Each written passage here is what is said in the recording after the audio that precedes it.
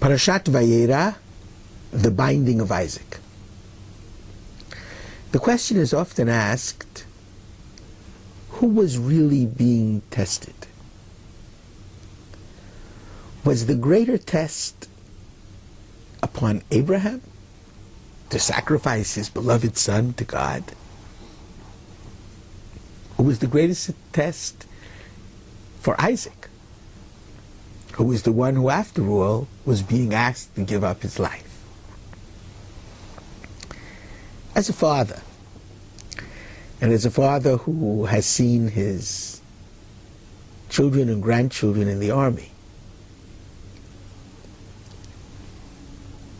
I don't think there is a parent in the world who wouldn't gladly give up his own life rather than, God forbid, see his child hurt and having to make the ultimate sacrifice.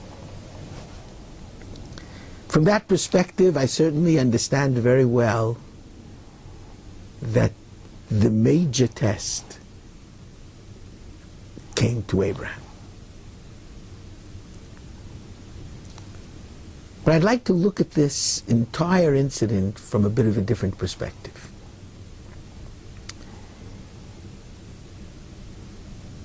At the end of the day,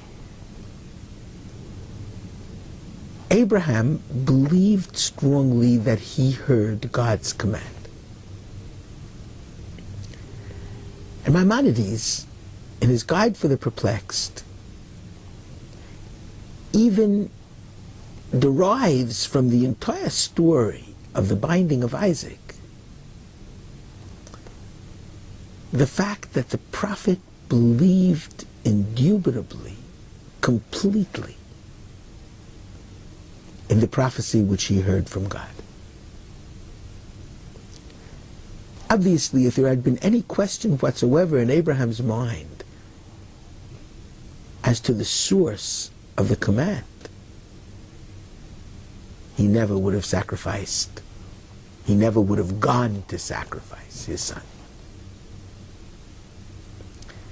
So Abraham heard from God, was certain that he had heard from God. And I dare say if any of us would receive such a command directly from God,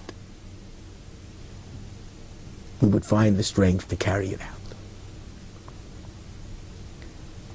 Isaac didn't hear it from God. Isaac only heard it from his father. Vayelchu shnehem yachdav, and the two of them walked together, says the Bible,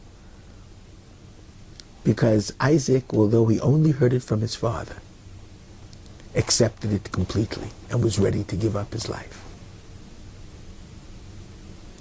From that perspective, I believe that the test for Isaac was much greater than the test for Abraham. And I would like, just for a very few moments, to flesh out this idea.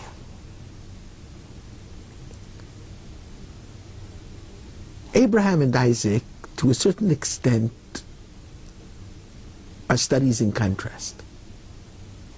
Abraham was a very optimistic pathbreaker, iconoclast, started a new faith, waged successful wars, managed to accrue much property and cattle, and became, in effect, a world leader. Isaac was much more passive. Everything happens to him. A wife is found for him. He is taken to the binding. Even the blessings are wrested from him. Isaac is not the path breaker. Isaac is the continuer. But from that perspective, Isaac is most Jews.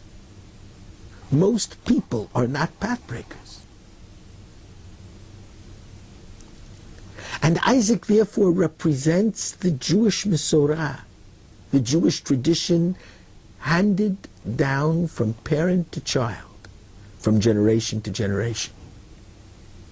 And Jews throughout Jewish history have been called upon to give up their lives for God. I mean, this was true in all of the wars that we fought,